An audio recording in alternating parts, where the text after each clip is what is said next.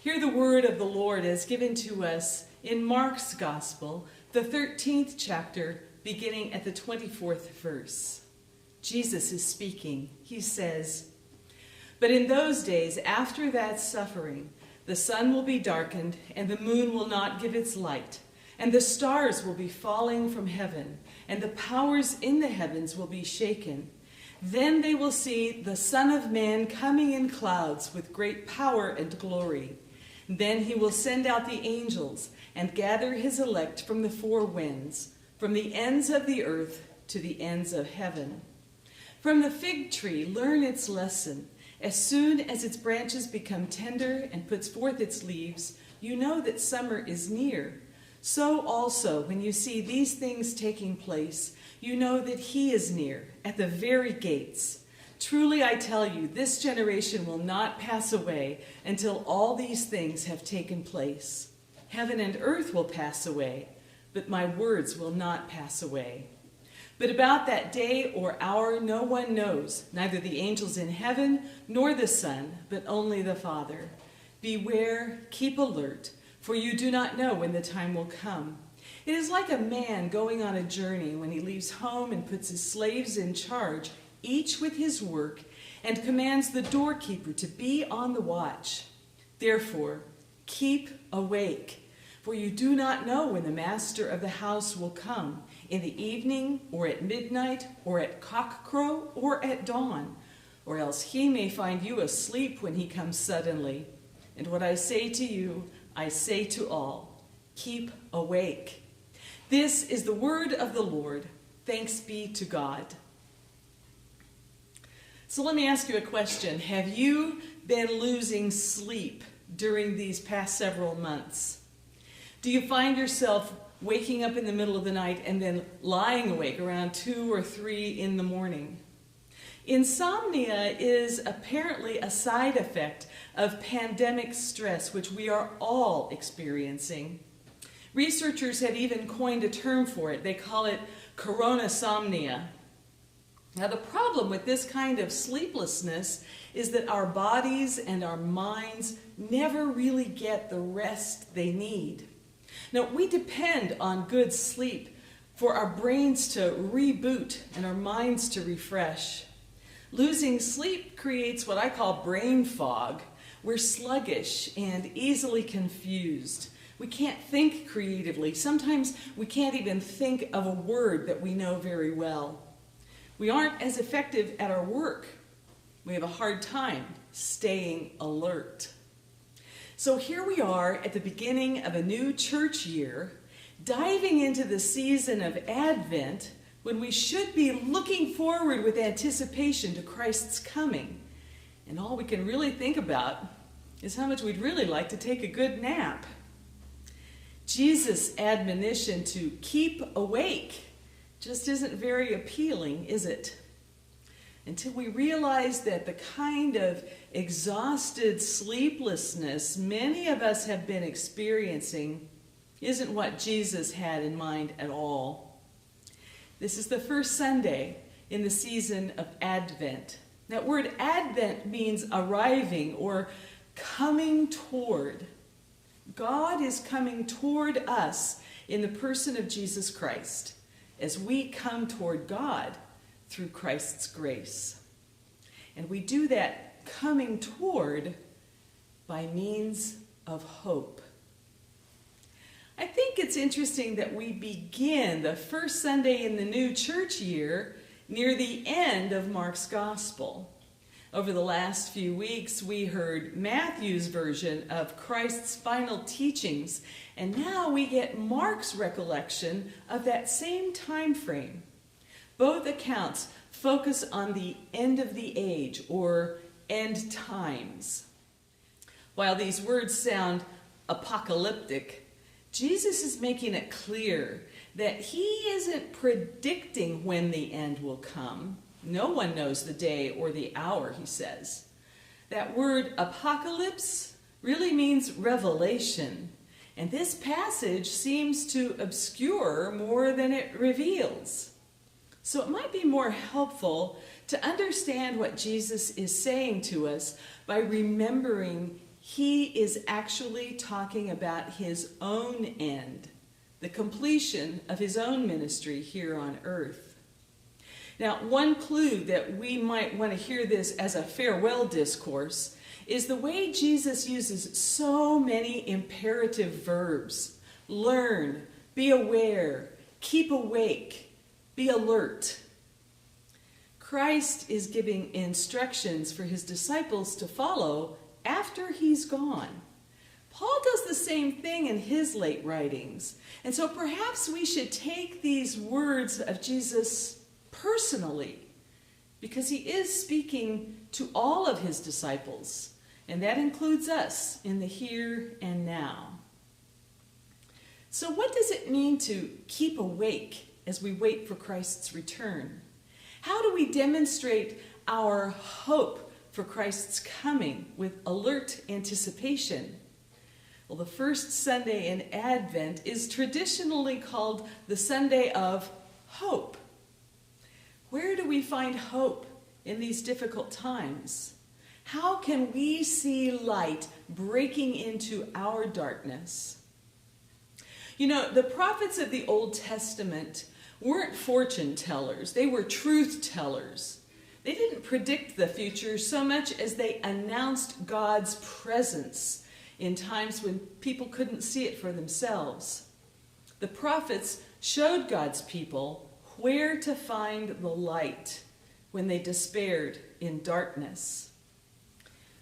Right now, we are in a time that seems quite dark.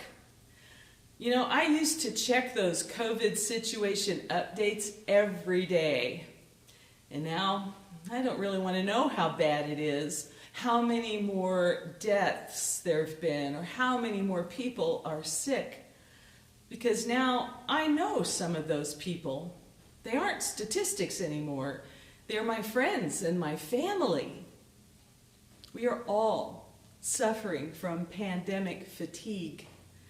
Remember when we hoped things would get better soon enough so we could celebrate Easter together? And then we hoped that summer might settle things down a little bit.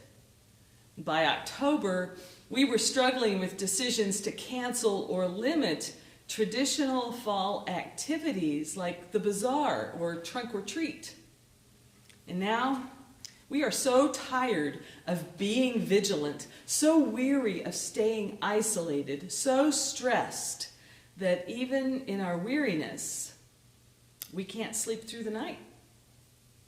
Where has our hope gone? Some have given up and abandoned all safety measures. Others have given up and slipped into depression. Where is the light shining into our darkness? Well, part of the problem is that while we know we must keep alert and be ready, we have no idea when Christ will come. These months and months, which we all thought back in March would be maybe a few weeks, they've given us an opportunity to train for this kind of alert anticipation Jesus asks of us. You know, in the first few weeks of closing businesses and events, we learned how to pace our response to the COVID virus spread. We realized we were heading into a marathon, not a sprint. We learned how to curb our anxiety as we sheltered in place. We found ways of adapting our normal routines so that we could maintain safe distances from others while we washed our hands and put on our masks. We became more disciplined. We started to pay better attention to others. This is exactly the kind of being awake Jesus asks of us. Instead of fear and worry, we respond with discipline and compassion.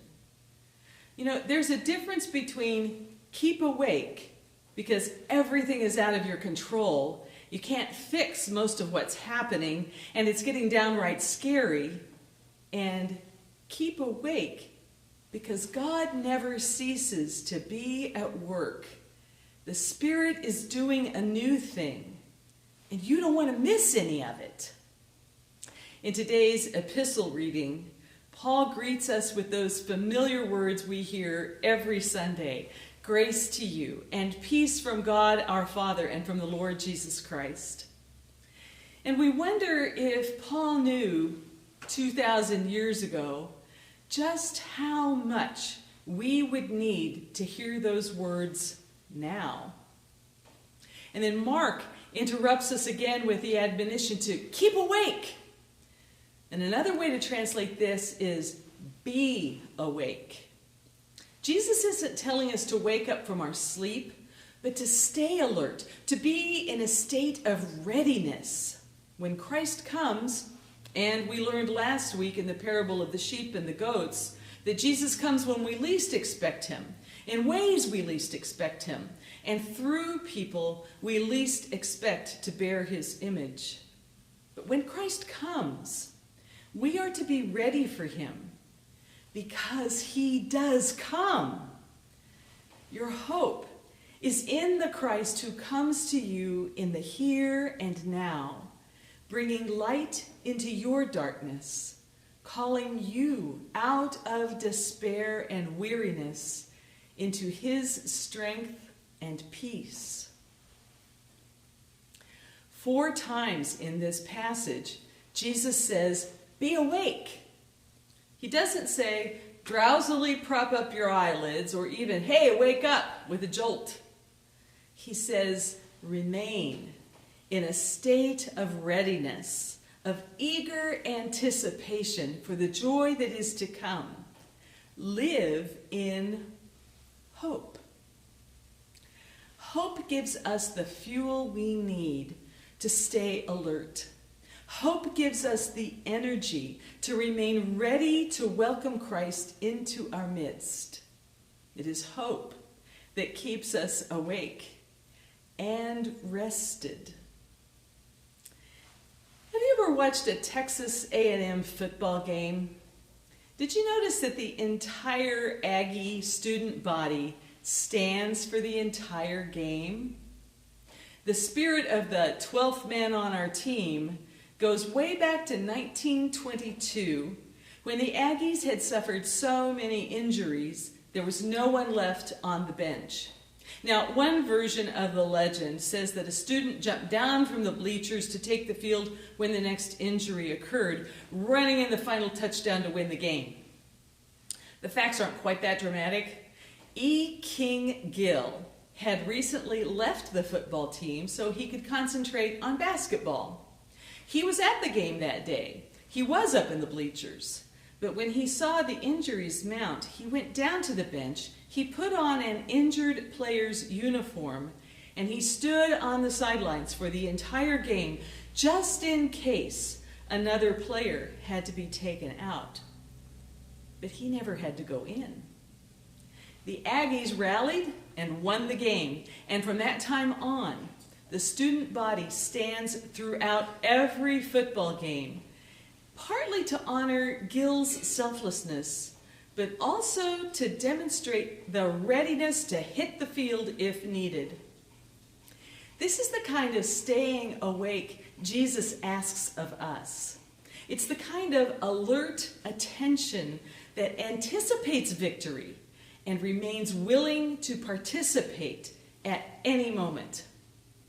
Over the next 4 weeks, we will celebrate Advent in ways we probably have never celebrated it before.